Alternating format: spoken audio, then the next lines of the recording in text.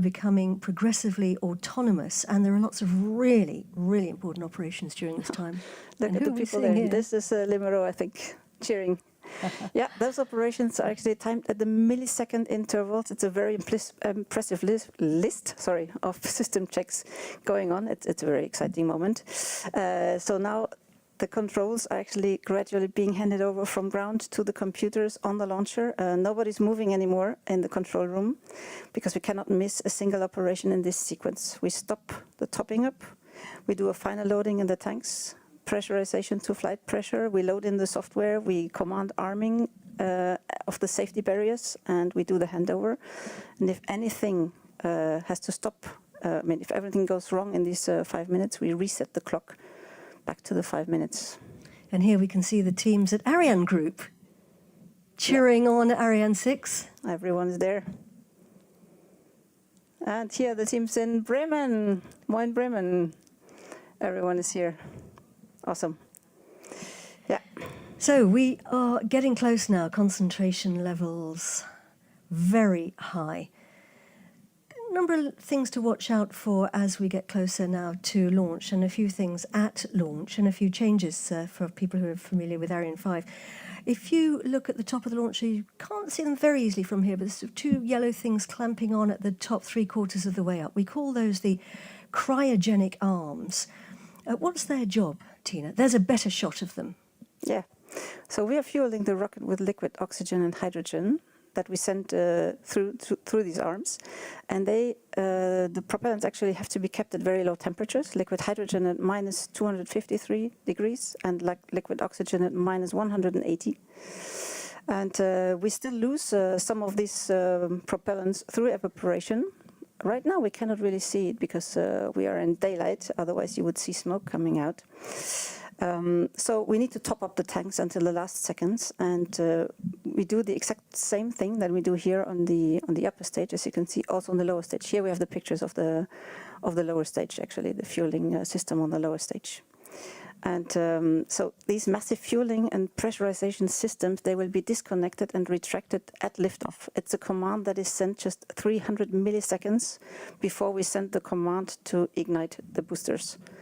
And another thing to look out for now, just before liftoff, is at 7 seconds before liftoff, the Vulcan engine will be ignited, and that allows us actually to check it is running smoothly before we ignite the boosters. And once the boosters are switched on, of course, we lift off. There's no holding us back. And another thing that you might see are the plume effects of these boosters. So the extreme heat of the booster waves onto the launch pad need to be managed. And here we have a look at Vulcan, so we will see it firing up in a minute. This is the main Vulcan engine on the main stage. Indeed, indeed. And we see here that we are getting a bit lonely in Jupiter too. Everyone is yes, all the teams to the terrace. Everyone going out onto the balcony to watch the launch in real life. We're getting close now, coming up to the 1 minute mark. The range operations manager getting ready to call that out. À tous de DDO, attention pour moins d'1 minute.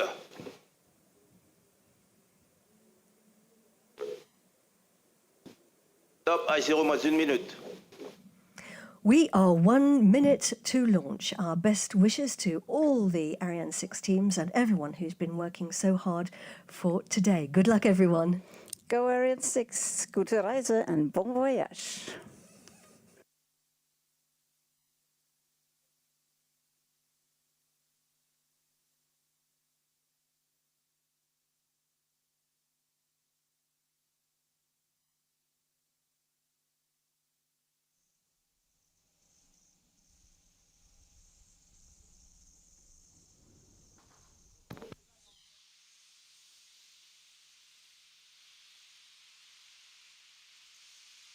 À tous de DDO, attention pour le décompte final. 10, 9, 8, 7, 6, 5, 4, 3, 2, 1, top. Allumage 2 ESR, décollage.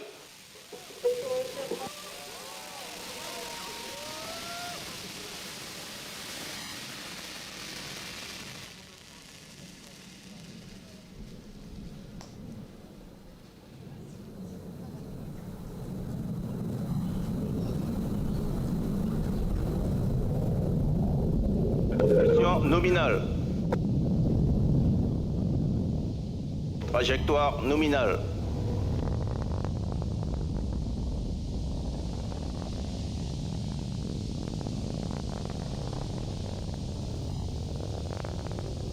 Europe's new rocket, Pilotage calme, trajectoire nominale. Ariane 6, has left the pad and is blazing a trail across the equatorial skies. The range operations manager is telling us that everything is going according to plan. Tina. And I didn't know my heart can bump so fast. Oh my God. Trajectoire nominale, pilotage We're calme. rumbling now. And Jupiter too. We hear her. It's quite a sight. Oh, she's coming, she's coming. Oh my gosh. This is happening. It's the most incredible feeling. We're on the edge of tears here in the commentary box because this is a big day and a big moment. Trajectoire nominale. Actually, the building's rumbling around us now. And look, these are the live images from the cameras on board. We're looking at the booster. We're looking down. We're looking downwards. One of the two boosters, we can see the flames coming out of that booster because, of course, the Position de la boosters, télémesure pour la station de Saint-Jean, propulsion nominale. boosters are doing all the nominal. work. He's telling us that everything is going according to plan and everything is nominal. And look at the visibility. We might even be C'est able nominal, to see the trajectoire separation. nominale.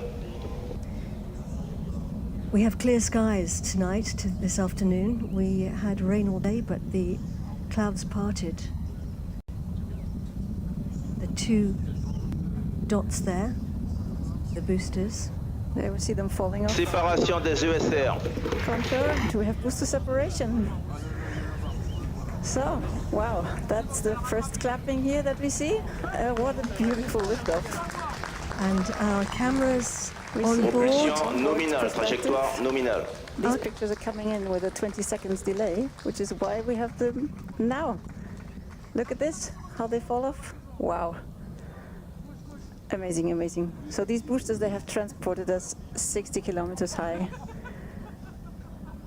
And we can see that dot is Trajectoire the nominale. telling us that the trajectory is normal, everything going according to plan. That's the engine on the main stage that you can see there. And we've got a camera inside now. What are we looking at here, Tina? Oh, we're looking so back down at this- the Earth. This was actually a camera inside the interstage, so we will be able to see when the lower stage separates. That's coming up. But now we have actually lost half our mass already, because the boosters have burned almost 300 tons of fuel in 2 minutes Pilotage time. calme, trajectoire nominale. Everything nominal, And as we're the range getting- operations manager says. Yes, and we're getting close now to the next thing, which will be the jettisoning of the fairing being the nose cone of the launch vehicle, which is where the passengers are sitting. And we can Séparation de la coiffe. You even see the, wow, that's amazing.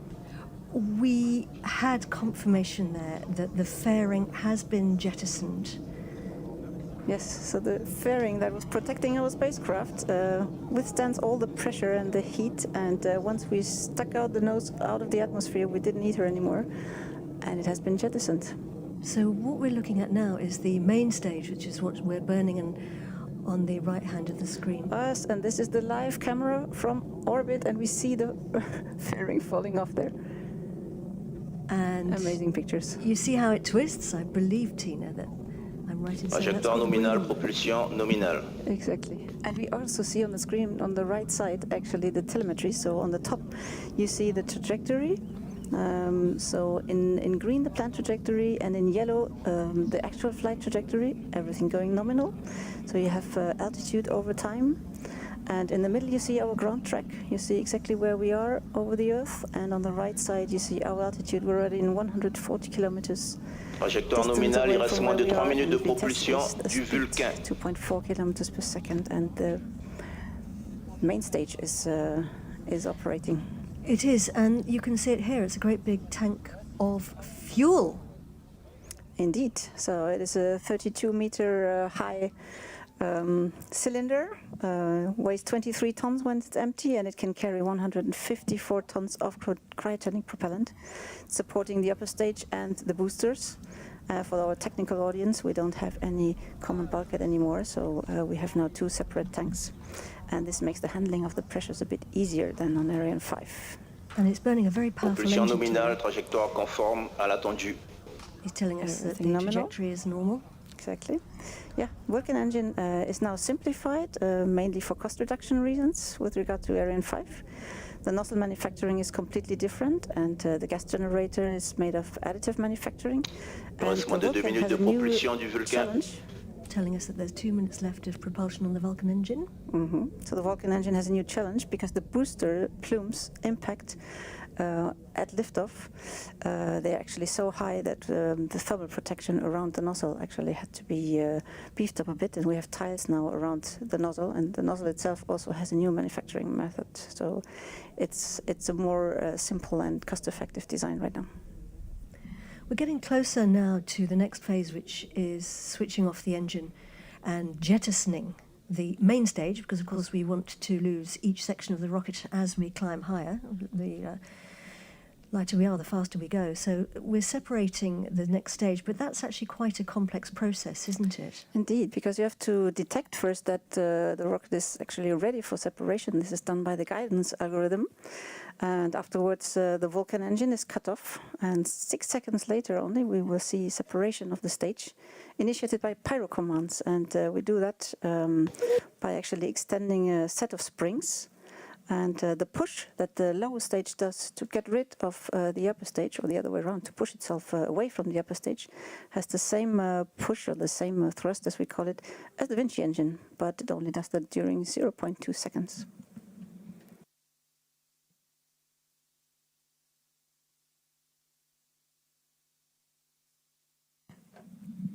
Getting close now to what we call MECO, main engine cutoff. That's coming up in a few seconds. Fin de mission sauvegarde. Telling us that the safety mission here at the Space Center is now finished. We should be seeing something. Extinction du moteur Vulcain. We have confirmation that Vulcan has switched off. Séparation LLPM. And the lower stage has separated, so he gets these informations before we can see them on the screen. So, Allumage du moteur Vinci. And Vinci was ignited. Wow, that's a very, very, very important moment of this mission. Congrats to Bremen and to Vernon. and we have applause Everyone's here. clapping here in Jupiter. Yep, happy faces. The upper As you can stage. see the lower stage Propulsion falling off nominale. in our onboard cameras. Wow. Will we see the Vinci engine also firing up? I don't know if that can be seen on the camera. Wow, this is really something. We can see it. Look, look, look. You see the color changing on the Vinci engine? Yep. As it's heating up? Beautiful. And you can see that we're actually up there right now. So you can see that we lifted off from the pad here at the Guiana Space Center, heading northeast, our altitude La propulsion est 373, nominale. traveling at nearly 4 kilometers a second, propulsion normal. And look at that, Tina, the curvature of the Earth with the Vinci engine burning away. Allumage APU. And here we hear calling out that the APU, a new feature actually on the Vinci, on the upper stage of Ariane 6, has also switched on. So there's a lot of good news coming in here, because the big innovation actually of Ariane 6 is, of course, the reignitable Vinci engine. It can switch on and switch off, and it does that by the help of the APU. Pilotage And we will calme, talk more about the propulsion APU later. nominale. So both are running as planned.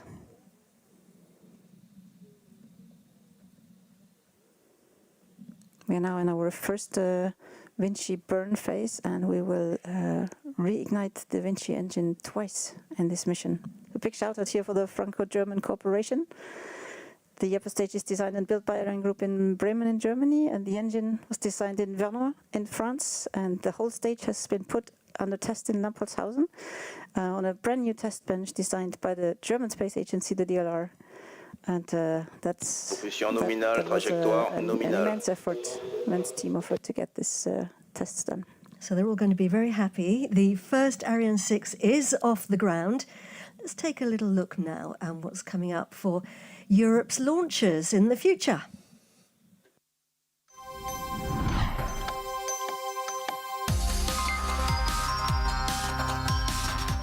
We are already working with our partners on the significant evolution of Ariane 6 to improve its performance and therefore its competitiveness.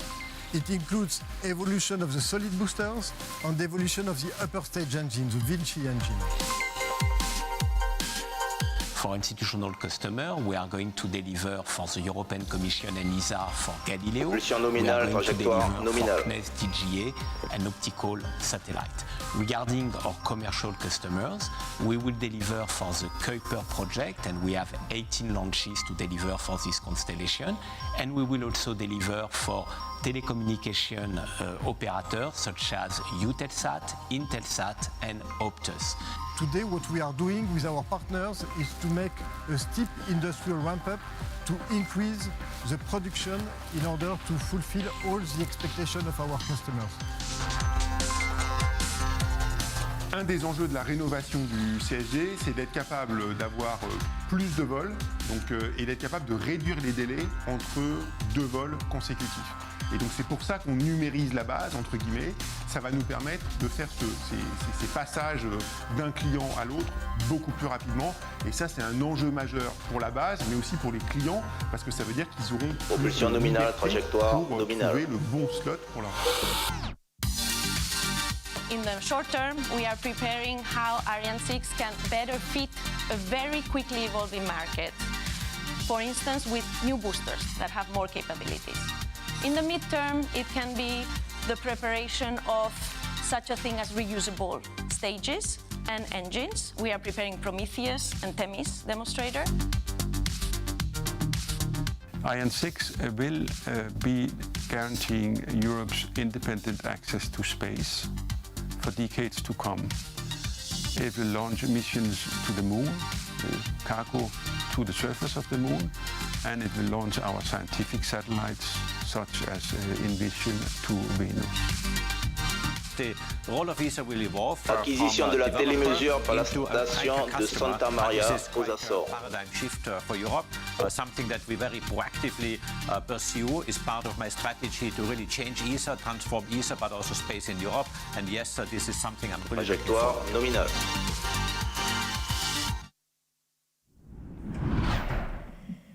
And here on a hill just outside the Guiana Space Centre is an important group of people inside that building there. We call them the Quick Look Telemetry team. Exactly, because all the launch vehicle data are actually sent to the Galileo station, which is so here on site. And the team that we see now here, they don't enjoy the good weather because they're actually the ones analyzing these data in real time, and they are really the first ones to know what is happening on the rocket. And of course, they send that information, and the range operations manager can then call out those announcements. And our flight path, you can see it on the right of your screen, takes us northeast towards Scotland, over Scandinavia, over Russia, Central Asia, and then back down over Southeast Asia towards Australia. And we've picked up the signal at the Santa Maria tracking station in the Azores. We have that confirmed. Indeed, so we're controlled by the Azores station now, and this is part of Portugal. So let's shout at Boa noite, Portugal. Thank you for helping us tracking our launcher tonight. 13,000 people Pilotage across trajectoire Europe nominale. have been Fin de involved in visibilité creating par la Ariane station de 6. Saint-Jean-du-Maroni. And they are proud members of Space Team Europe. Ariane 6, c'est une épopée. On se sera beaucoup investi, mis beaucoup d'énergie, beaucoup de bonne volonté. Et à la fin, on sera fiers de nous. Je pense que c'est exceptionnel. On n'est pas nombreux finalement dans le monde à pouvoir dire j'ai développé un lanceur. Et c'est vraiment extraordinaire. Forcément, Il reste moins de 4 minutes de d'heures propulsion travail, du Vinci.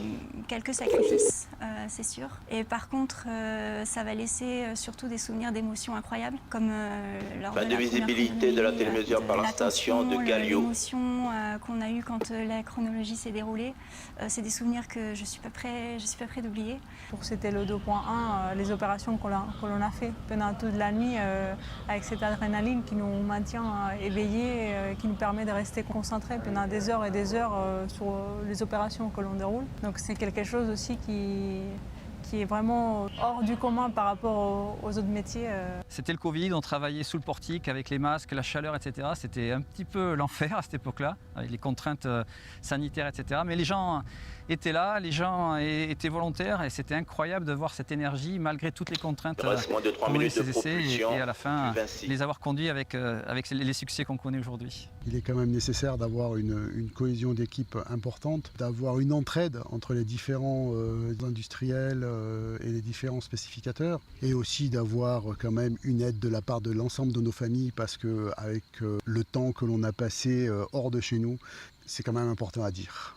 Le bilan que j'en tire de mon expérience Ariane 6 est positif, très positif. Donc il y a eu des moments de doute. Et ce que je retiens personnellement, c'est que même quand on doute, il faut chercher du support auprès des collègues. Il y en a d'autres qui doutent. En fait, on doute tous. On est tous pareils. Il faut avoir confiance en soi. Et ensemble, on peut vraiment aller très loin. Et on le voit avec Ariane 6, c'est qu'on y arrive humainement, tout est possible.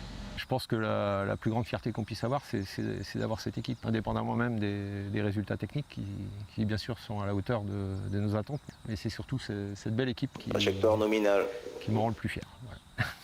Constitué des différents industriels, différentes personnes, différentes nationalités, Ariane 6, c'est vraiment l'image de le Space Team Europe. Alors go Ariane 6.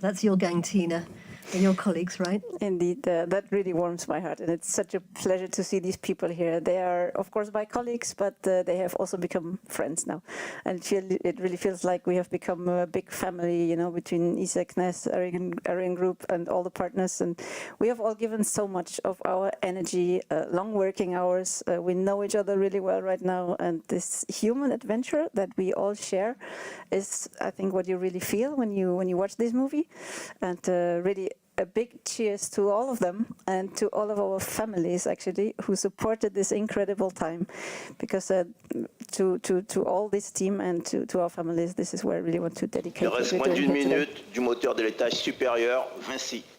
So we have 1 more minute before we actually supposed to have cutoff of Vinci, and let me use this. They were talking about the adrenaline in the movie, but also what helps our adrenaline and what keeps us up is coffee. So Katie, I have a fun question for you. Oh dear. How much coffee do you think was ordered and drunk in the Launch Control Center in the past 2 years, where we did early testing and testing of the rocket? I can only imagine you're going to tell me it's an awful lot. We have actually done the calculations based on our statistics of orders, and it was 600 kilos in just over 2 years. Oh my goodness, Tina. You lot drink a lot of coffee. It's what it takes to move a rocket up. Human rocket fuel. Vinci. We just had the confirmation that Vinci actually cut off. Another big round of clapping here in Jupiter. Congratulations. Fantastic news. And we are where we should be at a speed of 7.56 kilometers per second, as you can see here. Everything nominal. 350 kilometers, sorry, of altitude. And travelling at nearly 8 kilometers per second, ladies and gentlemen, boys and girls, per second. And so that's the first major accomplishment. L'orbital à l'extinction du Vinci est nominal. Everything nominal. Everything nominal. So that's happy faces all round. Yes, and this is actually where Ariane 5 would stop its mission. We could be now on a transfer orbit to geostationary orbit, but with Ariane 6 we actually plan to take the mission further and reignite the Vinci engine, and this will allow us to travel to a second orbit. So we're going to be taking a break in a minute because we are scheduled to release our next set of spacecraft about 45 minutes from now, but we've accomplished this first hugely important phase. And look at that, Tina. That's the perspective from the rocket as she flies high in the sky. We have a beautiful planet that we're looking We're very, very lucky, yes. We're going to leave telemetry. We're going to leave the live cams up on the screen for you. We will lose the signal briefly between 24 and 39 minutes. That's perfectly normal. But let's take a look now at the Lego movie for some ideas of a new set that could be made.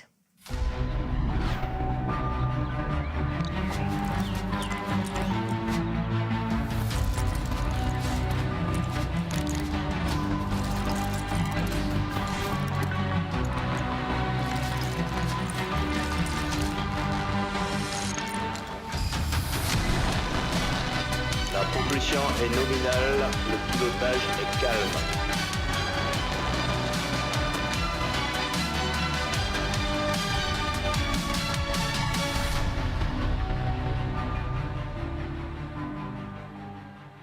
Fin de la compensation APU.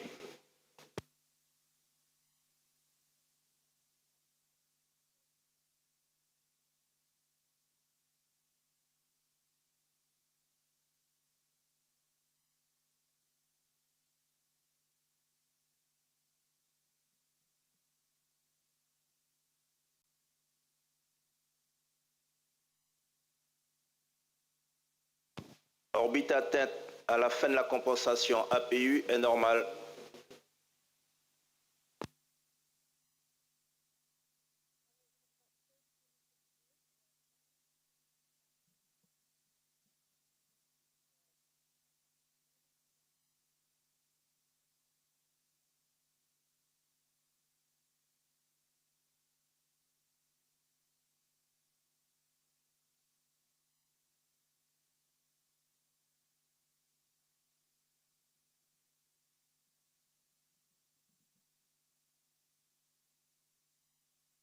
Acquisition de la télémesure par la station d'Ossaguel.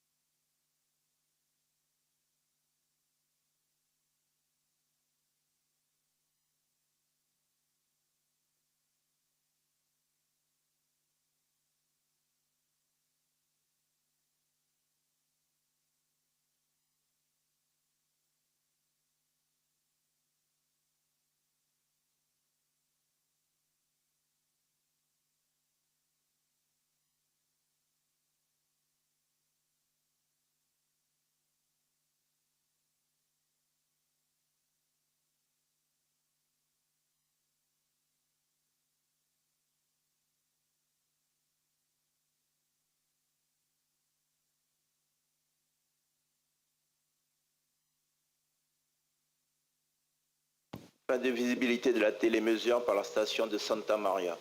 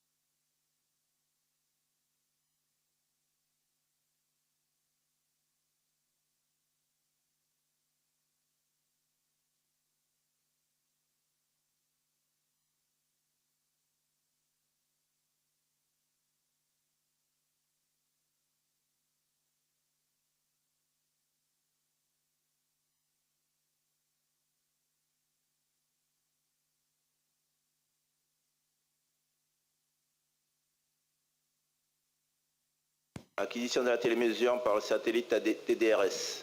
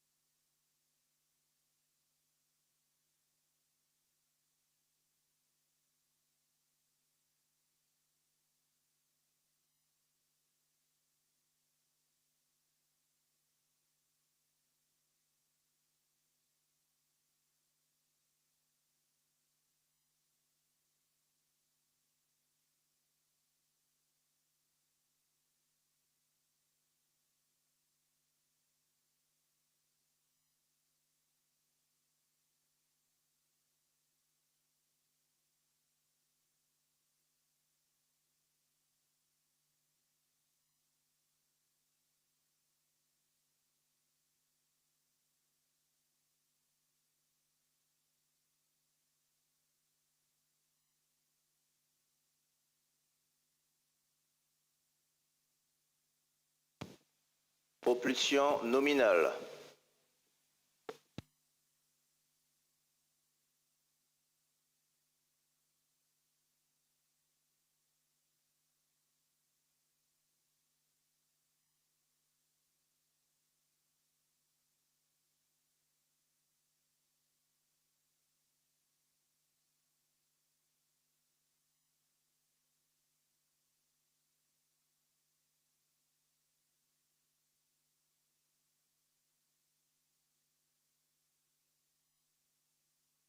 Propulsion APU nominale, pilotage calme.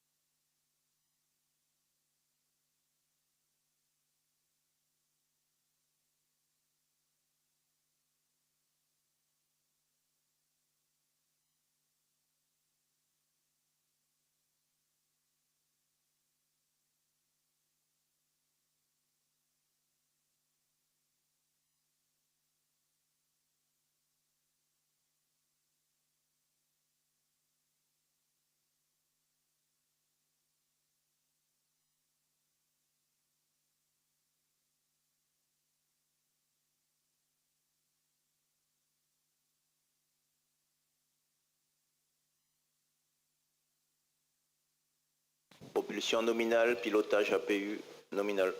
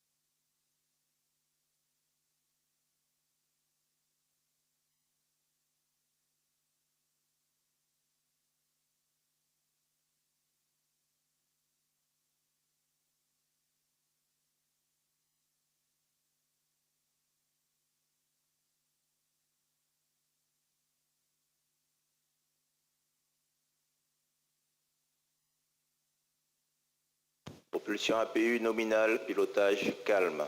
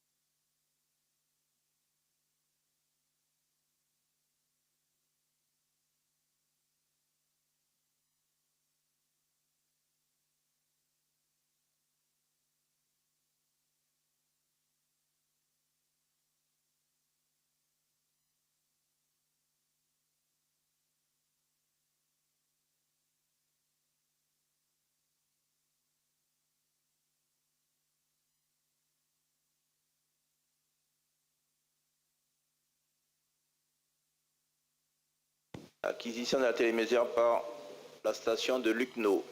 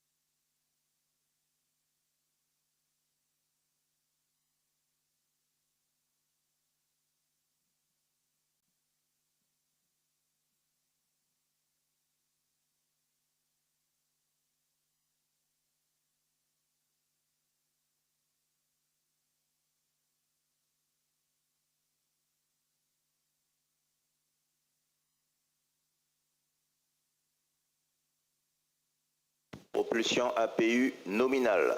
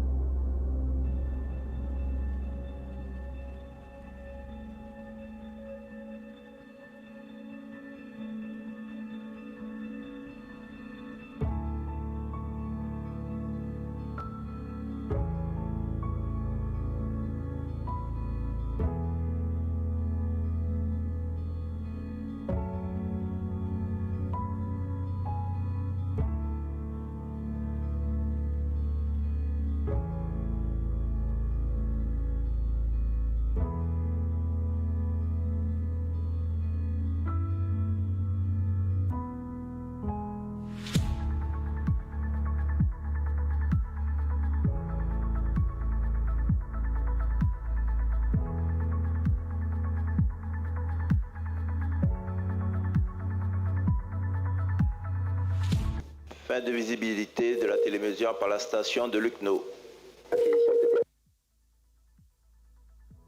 Acquisition TDRS.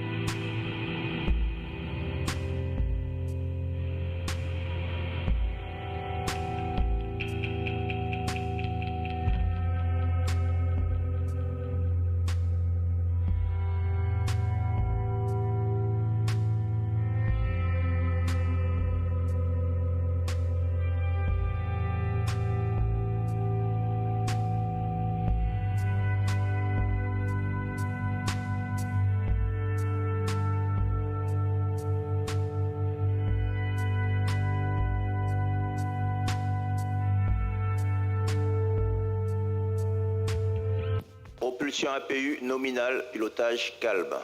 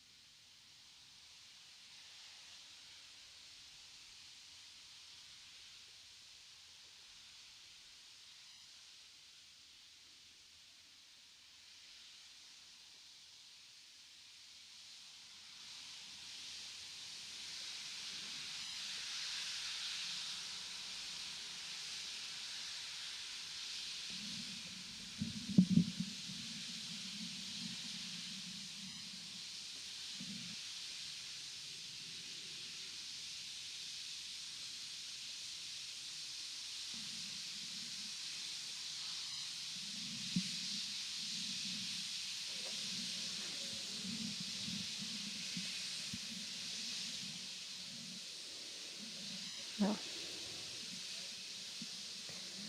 Welcome back to our live broadcast. Fantastic shots there of Europe's new rocket, Ariane 6, lifting off from her newly built pad here at the European Spaceport. That was 52 minutes ago. I'm Katie Haswell, and I'm in mission control with Tina Buchner da Costa, who is a rocket systems expert from the European Space Agency. Tina, it's so great to have you with us. Thank you. Well, it's a pleasure to be here. It was an absolutely incredible launch. Ariane 6 performed like clockwork, and even the clouds parted and gave us clear skies for a beautiful view. Indeed, it was really a magical moment, and this liftoff just had sent us mind-blowing pictures, so I lost everything I wanted to say and just enjoyed the show. I hope you did as well. We could see the separation of the two boosters. We are flying an A62 today, so with two boosters, we could upgrade to an A64 version with Ariane 6. That we actually separated 2 minutes into the flight. Then we saw the fairing opening, revealing our numerous passengers to the environment of space. And a bit less than 8 minutes into the flight, we had separation of the main stage and the first ignition of the novel Vinci engine on the upper stage. The Vinci engine then burned for about 10 minutes, and since then we've been in coasting phase, which will last about 38 minutes. And right now everything is nominal, as we heard also during the break. And soon coming up is the second boost, so the first re-ignition for the Vinci engine. And we were tracked by Lucknow in India, hello India, during the break, and are now getting close to the north coast of Australia, actually. Indeed, and if anyone who's not familiar with the information on the top of the screen, we've got on the left-hand side the trajectory, that's the planned trajectory, and the white cross is the actual position of the launch vehicle. And then on the right-hand side, you can see our altitude, 550 kilometers above our planet, heading to low Earth orbit. We've travelled nearly 19,000 kilometers if you were to draw a straight line across the Earth from the pad, and Vitesse is our speed, nearly 8 kilometers per second. So we've been coasting without the engine for about half an hour now, but that doesn't actually mean that nothing's happening on board, is it? Because we have a new addition, and you did mention it earlier for Ariane 6, right? Yes, so you're right. At the moment, the Vinci engine is off. But when we are in coasting phase, the auxiliary propulsion unit, the APU, is actually running, and we heard the DDO saying that it's running nominally, which is very good news. And this piece of equipment is what makes Ariane 6 so versatile, as it is the key to the reignition capability of the Vinci engine, actually. What it does, it uses fuel of the two main tanks and can create a small thrust, a constant thrust, as it has two little thrusters mounted on the rear side of the upper stage. So what does it actually do? We need to manage three things to prepare the reignition. One of the things is the tank pressures. Second thing is the tank temperatures. And we also need to look for the position and the quality of the fuel. And so to illustrate this last point, position of the fuel. The fuels on board, they actually, once we are in orbit, behave exactly like astronauts that would be floating in space, so they would be floating all around. And this is not exactly what we want them to do, so we need them to stay close to the tank bottom to be able to guide them then towards the engine for reignition. It's a little bit like if you were preventing your champagne glass from spilling while you're running. So this is a bit the job that it actually has very to do. important thing to be able to do. Don't lose your champagne. So the APU actually creates a little bit of artificial gravity. And the second point I mentioned was about temperature. We need to avoid the propellant evaporating because that would mean a loss in performance. So while the sun is shining on the rocket, it heats up the tanks, and if the propellants then touch the tank walls, Acquisition d'un télémesure par la station de Nunorcia. So we have acquisition of New Northa in Australia. Hello, Australia. The second job of the APU is actually the tank pressure management. And this is the scheduled moment here for the switching on of the Vinci engine. Deuxième allumage Vinci. Wow. We have confirmation that Vinci has switched back on. That means the APU has also done its second job in repressurizing actually the tanks, which was what I was about to explain. Amazing, amazing. So we could save a lot of helium actually on our upper stage. Propulsion nominale. Yeah, propulsion is nominal. Yeah, we could save a lot of helium. Inspection du moteur Vinci. Because this is actually done by the APU. Amazing. So that means that we are now in a circular orbit around the Earth at 577 kilometers altitude. So this is a very big moment and a very important moment. The Vinci engine is switched back on again and off again. And here are the teams. The quick look telemetry guys and girls who we saw earlier on the hill outside the... L'orbite atteinte à la fin du deuxième boost Vinci est correcte. Yes, everything is correct as expected after the second Vinci boost. Outside the Space Center, and they're getting the information in, and they're hearing all those confirmations there. So, gosh, this is a very, very exciting launch, isn't it, Tina? One of the features of Ariane 6 is the flexibility. Propulsion nominal. Everything nominal. Everything nominal. It's mind-blowing that we got here without any hiccups. This is a great achievement, I can say. It is indeed, and I was just saying one of the features of Ariane 6 is really having the flexibility, if you like, to deliver any type of satellite to any type of orbit with this engine that can switch on and off. What kind of missions will Ariane 6 be able to deliver?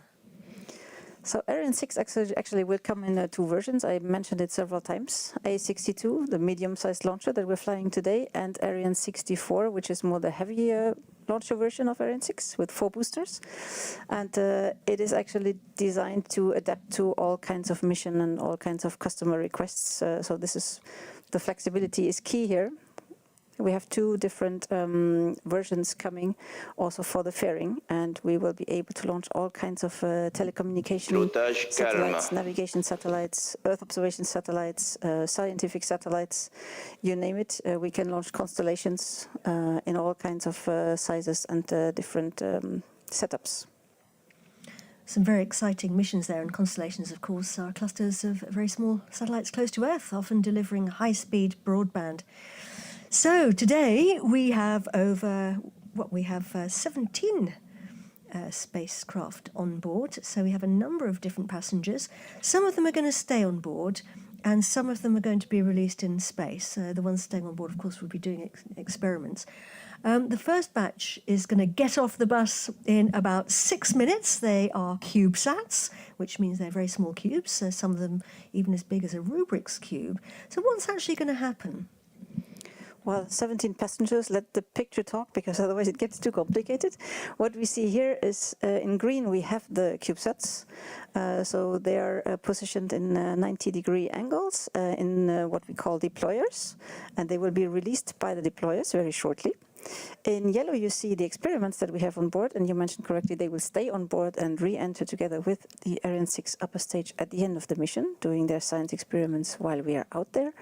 And in blue we actually have 2 re-entry capsules that we're going to release in about 1.5 hours time, because they will actually travel down to Earth on their own, testing re-entry technology.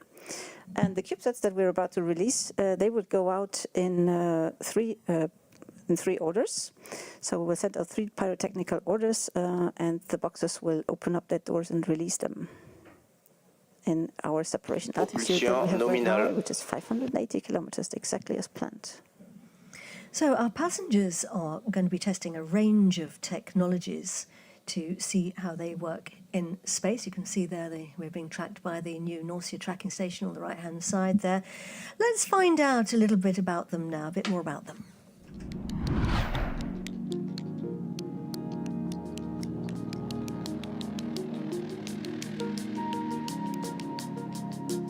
Four satellites will contribute to Earth observation and safety.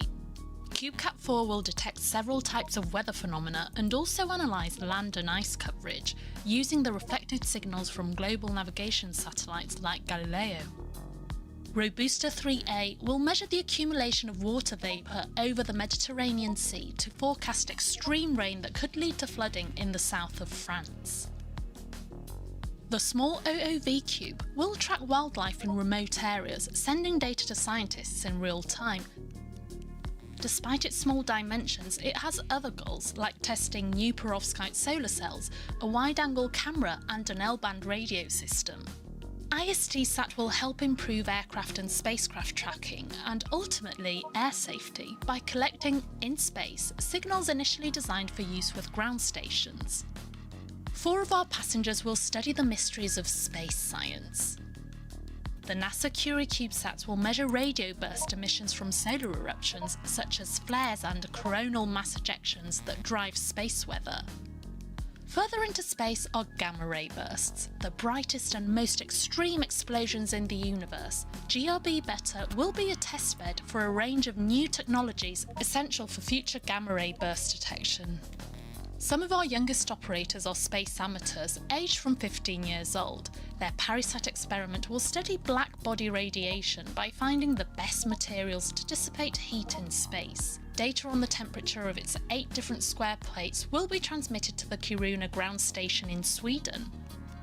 Younger still are the high school students who designed Peregrinus to study the correlation between Earth's magnetic field and solar activity, in particular the intensity of X-ray and gamma radiation.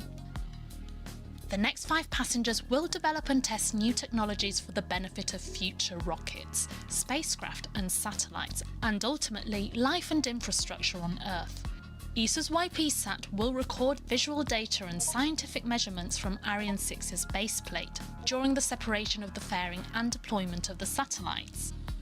Curium-1 will test new open-source hardware and software for the benefit of CubeSat and amateur radio Manœuvre d'orientation en cours au profit des charges utiles. Sidlock, our smallest passenger on board, will enable communication between satellites to help make space safer. LiFi, or Life Fidelity, is a wireless communication system that uses light pulses as a data transmitter and could simplify communication between different parts of the rocket. The production of complex structures in space could be a massive asset for space missions, and Replicator will be the first mission to 3D print in open space. Now the 2 deployers. For its first flight on a European launcher, ExoLaunch will deploy 4 of these passengers. And for its first launch ever, Rally will deploy 3 of the CubeSats and will carry with it the handprints of Spanish children who proudly support its mission. Students or professionals, newcomers or established players, these missions all share the incredible experience of flying on Ariane 6's inaugural flight. So, go Wow, I'm so impressed to see the science that has actually gone into this and with these small missions, what you can actually do. And it's totally fascinating how young our scientists here are. And imagine what an opportunity to be on this first flight of Ariane 6. Imagine being 15 and being part of all this adventure. It's incredible. It's wonderful. And a big shout out to you guys as you're watching now, getting ready to see your babies being released into space. Getting close now to the upstages getting ready to deliver our first batch of little spacecraft in just over a minute, our 8 CubeSats. Exactly. And they, as we said, they sit in the little containers, the deployers, and the doors are still closed. And once they will open, some springs will extend and actually push out our CubeSats into space. So we are crossing fingers for everyone who has a CubeSat, and we'll see space very soon. The upper stage, and we heard that confirmed by the range operations manager, has done the orientation maneuvers that were necessary to be now in the right direction and pointing to where our CubeSats actually need to go. And the APU is switched off in order to avoid that we actually collide with the CubeSats. Very important. Extinction APU. Now we have the confirmation. It is actually turned off, the APU. So now our CubeSats are ready to be released. They're going to be released in 3 waves. Yeah. First we will see OOV Cube. Bye-bye. Curium-1. Bye-bye. Robusto 3A. And we have initialization of YP-SAT. La séquence de séparation des CubeSats. And Peregrinus. Second separation was CubeCat-4 IST-SAT. GRB Beta. Initialization of Sidlock and PariSat. And the third one was separation of Curie and Replicator. And since everything happened in 9 seconds, we have the onboard camera here with a certain delay. So here they go. 1. We obviously can't see all the separations because we have only one camera looking up there. Big cheers and lots of clapping. Very, very happy faces here in the Jupiter control room. Début de séparation des CubeSats. And we have confirmation that all of them were actually separated. It's very Launch success. exciting. Wow, look at this. I have to tell you that the atmosphere here in the Jupiter Mission Control Center is absolutely electric. People Actually, are, no one is in their seats anymore. They're all standing up there. yeah, clapping, some whooping, absolutely over the moon. This is a remarkable achievement for all the teams. Hats off to all involved getting this far on the first flight. Congratulations to Ariane Group, CNES, ESA teams, and all the partners involved in all the 13 countries in Europe. This is really something to be proud of. Give your families a huge hug for supporting the tensions and the years of hard work. Absolutely.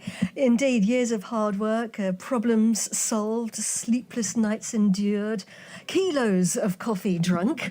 Exactly. A lot of time also without the people who were actually here on site in Kourou preparing this launch, being away from their families. So thanks to everyone out there supporting this.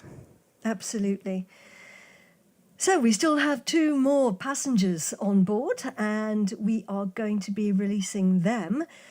They are our 2 re-entry capsules. Tina, do you want to tell us a bit more about those? Yes, so these capsules, they will actually test the technology for returning to Earth through our planet's atmosphere. And it will take now over an hour and a half to get actually to this next bus stop where we want to release them. And they will be seeing the heat of re-entry once they are released from the upper stage. And we will reignite the Vinci engine once more because we will deorbit and leave no space debris out there. So for sustainability reasons, Ariane 6 is actually designed to clear up the orbit and re-enter after the end of the mission. Very important. What goes up must come down. And we actually do come down in the South Pacific, 1,500 kilometers from inhabited areas. So it's the spot with the least populated spot on Earth here. It's called the Nemo Point, actually. Aha. So we are now hoping to hear from the directors of European Space Agency, Joseph Aschbacher, Chairman and CEO of the French Space Agency, Philippe Baptiste, who will be speaking probably in French. We'll stay tuned and we'll resume, encapsulate what he said afterwards. Martin Sion, who is the CEO of Ariane Group, and Stéphane Israel, who is the CEO of Arianespace. They're coming to the floor, hoping to hear from them very shortly.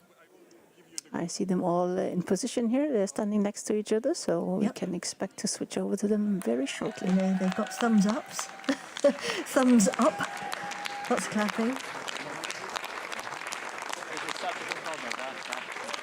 There we see them. From the left to the right, as they were just called out on the left side, Joseph Aschbacher. We are looking at some very happy faces here. Indeed, very happy faces. Let's cut our mics now and listen to them. We are ready. We are ready.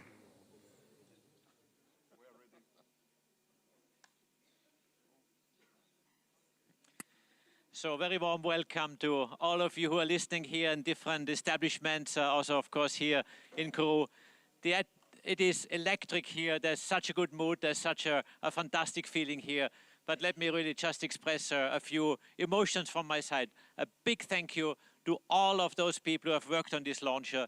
We are making history now. We're making history. We are succeeding. We still have a bit of work to do, just to be very precise, but we have made very important steps. We had the third separation command of the payload. We had the APU, firing and cutoff. We had the upper stage firing cutoff, the Vinci engine. Everything is nominal. Everything is going so well, and this is such a beautiful moment. So thank you, industry. Thank you, task force members. Ariane Group, Arianespace, CNES, we have been working together with my team of ESA. Everyone has been really giving its best to make this a success. It's a historic day for ESA. It's a historic day for space in Europe. It's a historic day for Europe because this powers up Europe, because we need the data from the satellites that our Ariane rocket will launch in the future. So big thank you, big day to celebrate from our side.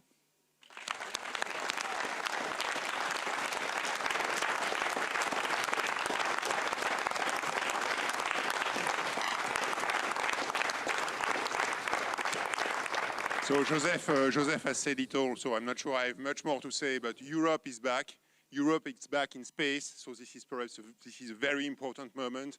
Thank you very much. Thank you, of course, also to French Guiana, to CSJ team, who has been working very, very well and was very challenged over the last few years. So it's a great moment, and Europe is back in space. So thanks a lot.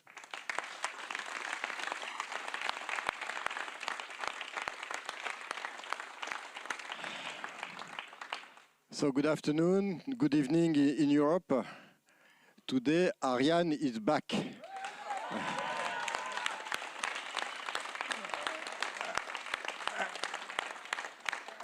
And today, with this new launcher, Europe is restoring its autonomous access to space, and we all know how important this is for all of us. But what I would like to share as a feeling is first my sense of relief. It's quite visible after such a success, but also a sense of pride for all the teams who have been working for this program. The thousands of rocket makers from Ariane Group, from all the European industrial partners, from 13 countries who have been working tirelessly on this program to overcome the challenges. It has been a difficult program, and their work enables us today to see such a brilliant success. So I'd like to congratulate all of you, to thank all of you, and really I'm proud of your talent and your dedication.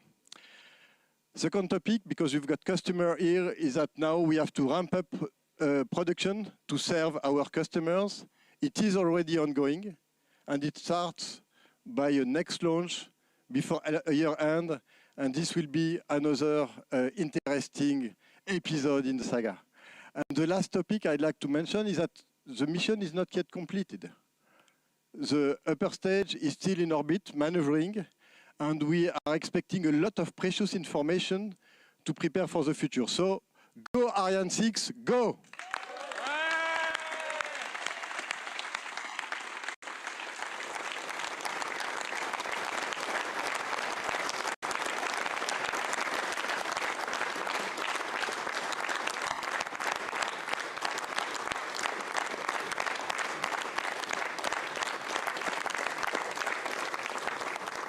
So I want first to thank all the member states who have participated in the funding of the program. We have here former Minister Geneviève Furazo, we have Anna Chrisman, space coordinator in Germany, and it would not have been possible without their continuous support. So thanks to all of the member states of ESA who made this success possible.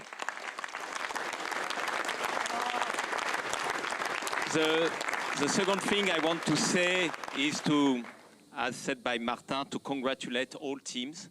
This decision has been made since a decade, and all teams who have worked for this success in the agencies, in industry, is an outstanding Team Europe, and today it is their success, and they must be very proud of what they have achieved.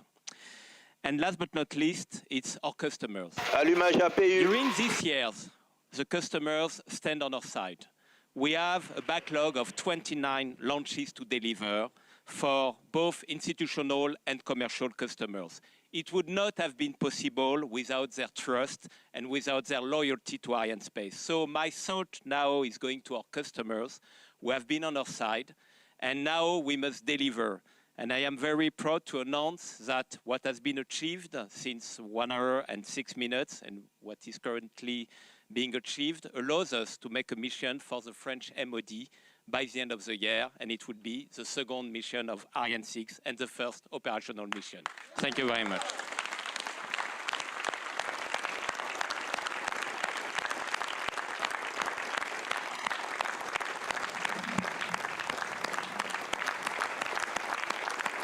So, Europe is back, powered by its new rocket, Ariane 6. Congratulations to all the teams. You can really see the relief here and the recognition for the teams. And I'm very happy that the big bosses shared this actually, because the team effort that has gone into this was simply amazing. And I think they they expressed it very well. Now you see more and more happy faces, and they're turning in all directions to congratulate each other. What we heard also calling out, the range operations manager said that the APU actually already switched on again. This is, let me call it, another major achievement, and there are many more to come in the ongoing coasting phase. So I don't find words to count the major milestones anymore that we could have achieved here today. It's mind-blowing. It's fantastic.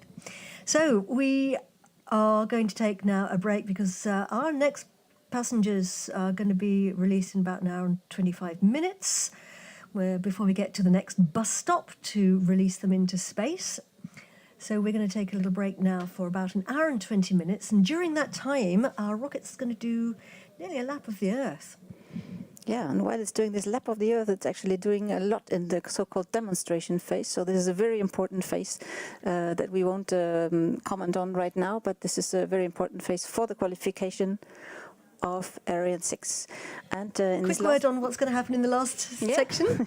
Indeed. So don't miss this last part of the mission, because the return to Earth and splash into the Pacific Ocean of both Ariane 6 and the two capsules will be an important moment.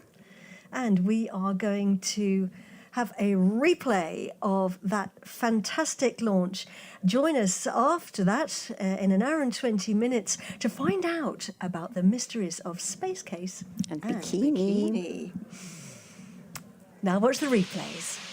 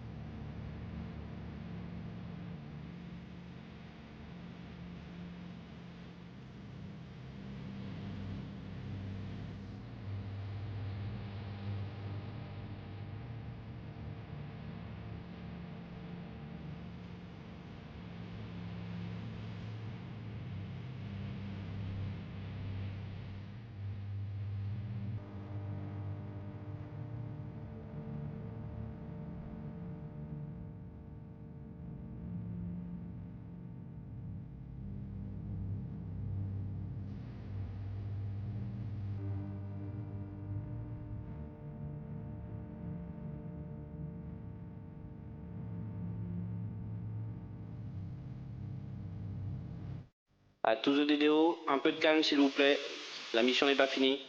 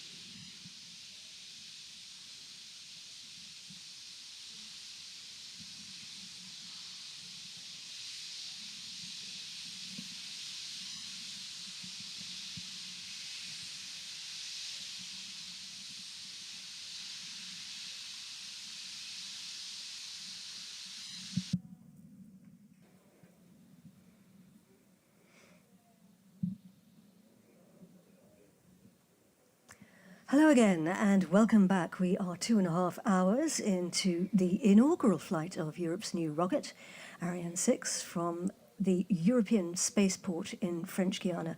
I'm Katie Haswell and I'm in mission control with Tina Buchner da Costa, who is a rocket systems expert from the European Space Agency. Thank you very much indeed, Tina, for being with us. A pleasure, Katie. A very quick recap. We lifted off from the pad at the European Spaceport in French Guiana. You saw those beautiful pictures. It was a perfect launch. And we have gone through and completed a number of very important milestones.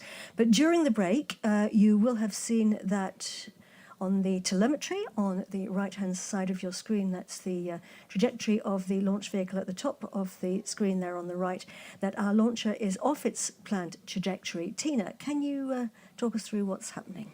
Sure, I can. So our planned trajectory is actually the green one, and we are on the yellow one. So what we see is that our trajectory has actually kept a stable altitude over the Earth, and we haven't been rising in orbit. So we are, as a reminder, in the third phase of our mission. It's the demonstration phase. And in this phase, what was actually foreseen was to look at how the upper stage is behaving in the coasting phase. So here it is critical to manage the tank pressure, the tank temperature, and above all we were testing the behavior of the APU, the auxiliary propulsion unit, which is a very new feature on Ariane 6 and which has worked flawlessly in the first coasting phase. Now in this coasting phase it was actually supposed to reignite, and we had successful confirmation of the reignition before we actually went into the break, but unfortunately a couple of seconds later the APU was switched off again. And yeah, that was due to safety measures on board, actually, that ensure that we only reignite if it is really safe. So what happened there was we had an anomaly, as we call it, so a non-nominal behavior. And that led to switching off the APU, and once the APU is switched off, we are not anymore having this constant thrust, this little push that we explained before. So we didn't rise in orbit anymore. So we are cruising at a constant speed and constant altitude right now, and we are probably not going to finish this part of the mission as we were hoping to. And we're currently waiting for the range operations manager here in the Mission Control Center to confirm whether or not we will do the third boost of the Vinci engine. We're looking here at the teams in the Jupiter Mission Control Center, about 15 to 20 kilometers from the pad, depending on which route you take. What are they doing right now, Tina? Well, I think there's a lot of communication going on right now, because the people who are actually seeing what happens on the launcher, they are sitting out in the Galliot station, so they're receiving the launch vehicle data, analyzing the data, communicating back and forth with our support teams in Europe, analyzing what is happening and what is the best way actually to finish this mission safely, because safety is paramount. So we don't want to leave any space debris, and they're right now deciding what to do next. And once this decision is done, we will hear from the range operations manager.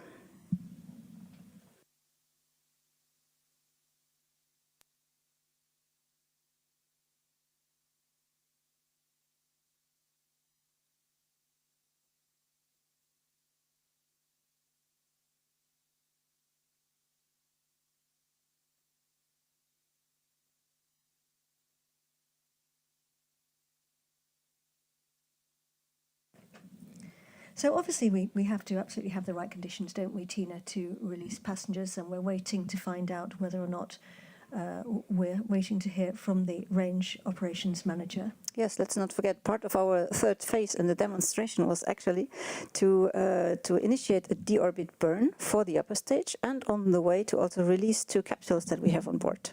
So right now the capsules are still safe on the upper stage, not released, and we need to have the right conditions before we release them.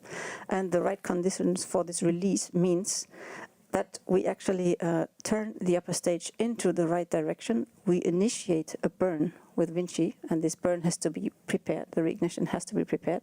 So there's the APU coming in to repressurize the tanks. If the APU is not running, it cannot repressurize the tanks. If we don't do this braking burn, it means we will not be on our deorbiting trajectory safely facing the Earth for reentry. And as long as we are not in these safe conditions, we cannot release the capsules.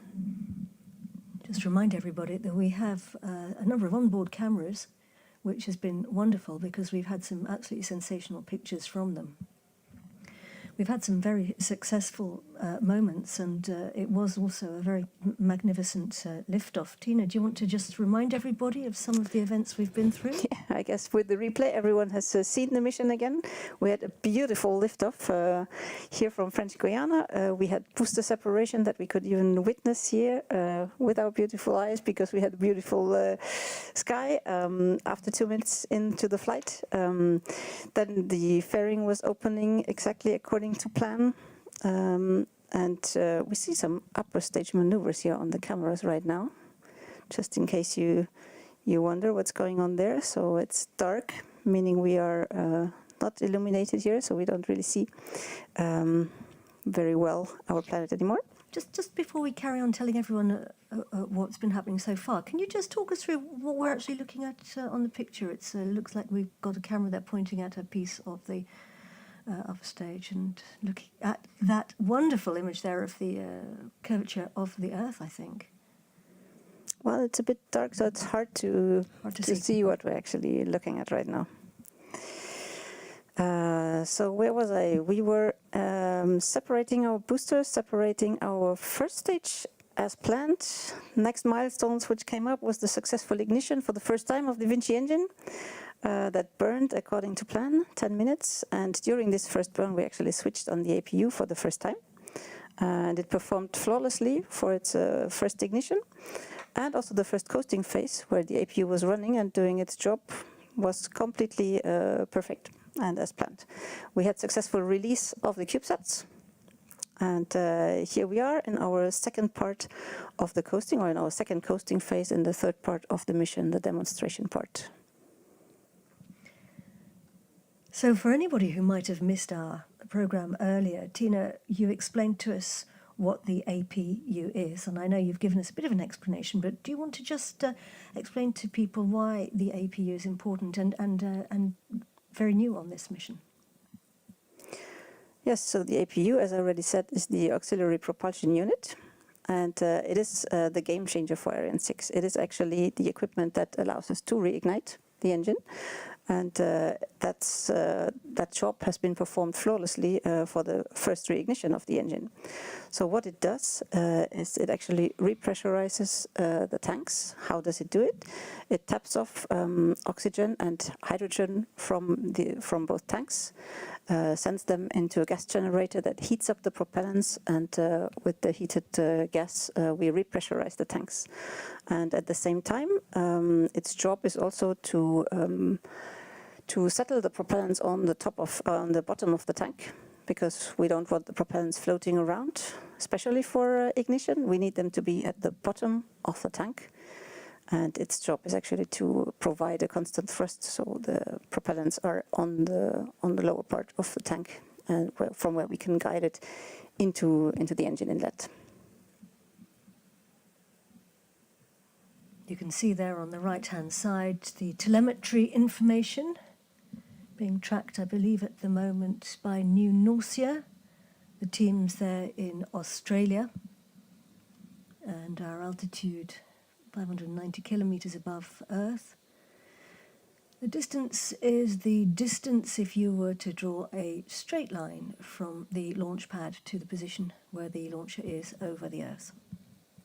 And vitesse at the bottom of the screen is the French word for speed, and as Tina mentioned, travelling there at a constant speed and at a constant altitude, of course. Yeah, maybe here to remind, we are in a circular orbit around the Earth, so it's a stable orbit where we don't change our altitude over the Earth. So it's circular, it's stable. We're in. Our attitude control systems are running, so we're here in stable altitude and waiting for the next steps. What are attitude control systems? So the attitude control system is a cold gas system that is actually working on gaseous hydrogen in our case. So we tap off from the hydrogen tank, and this gas is used to do control maneuvers, so meaning to turn the upper stage in the right direction and to keep it in orbit. And there are always some little disturbances on any kind of orbit, and they are actually counteracted by this attitude control system.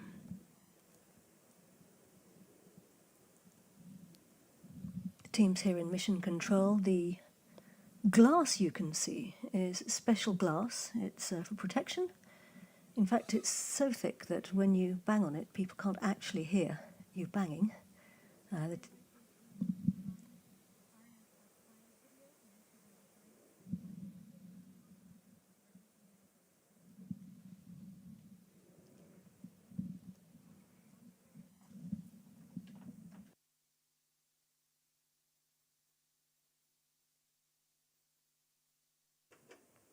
So we just have some information from our regie, and we actually have collected some voices of clients of Ariane 6 who will announce, express their excitement about the upcoming missions with Ariane 6.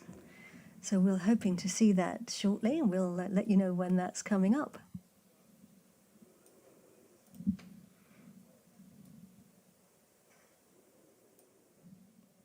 In the meantime, we're looking here at the teams, as we said earlier, in the Jupiter Control Center.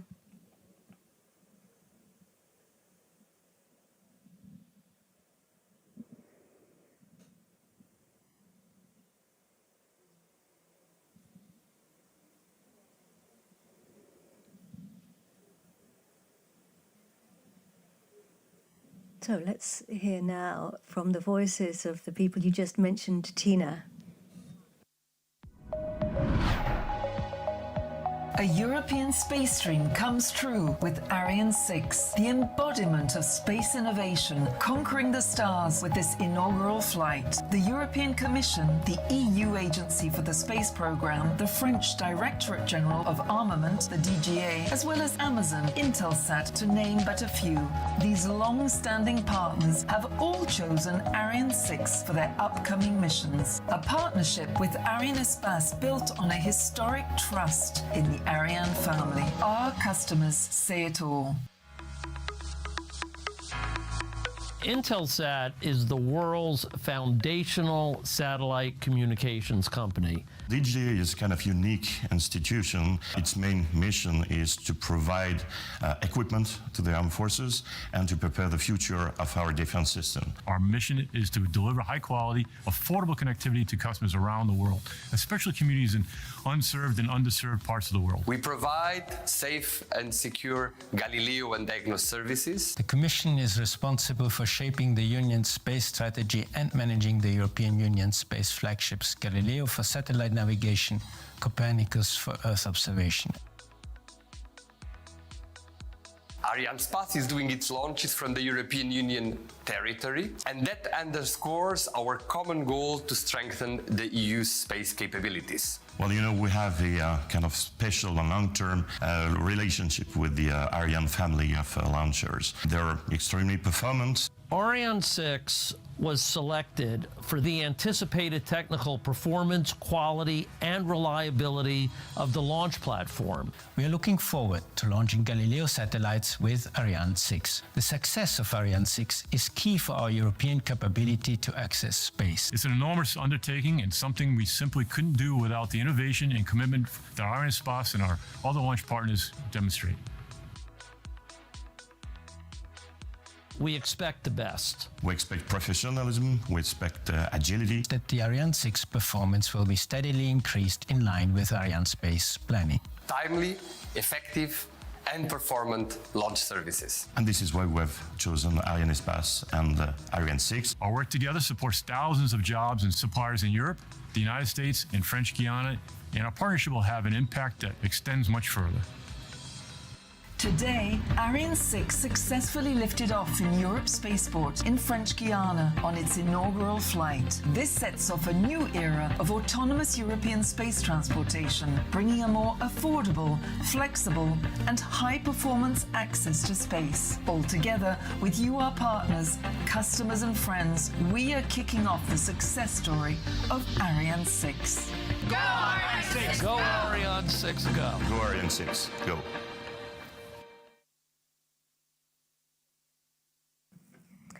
So it's been a big day for European space. Ariane is back, and we've gone through some excellent milestones There has been an anomaly, so we are waiting to find out now from the range operations manager, and we will be coming back to you shortly afterwards. We're going to take a little break, so stay tuned for more information.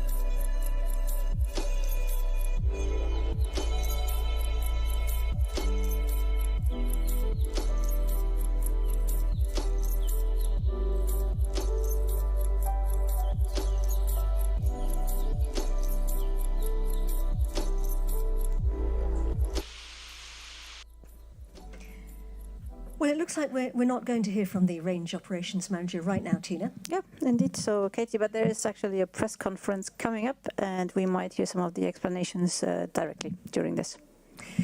So we are coming to the end of our live broadcast now. Thank you for joining us on this historic launch. It's a successful day for Europe. We started the next chapter of European spaceflight.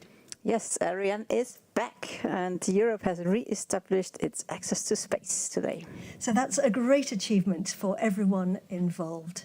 Yes, let's congratulate again all the teams involved in the preparation of this incredibly successful inaugural flight. This enormous team effort deserves to be celebrated. All the best for you and the future flights of Ariane 6 coming soon. Indeed. And Tina, huge thanks to you. It's been such a privilege to have you with us sharing your expertise. Thank you, Tina. The pleasure was mine, Katie. And also thanks to all the live broadcast teams who have brought us this show.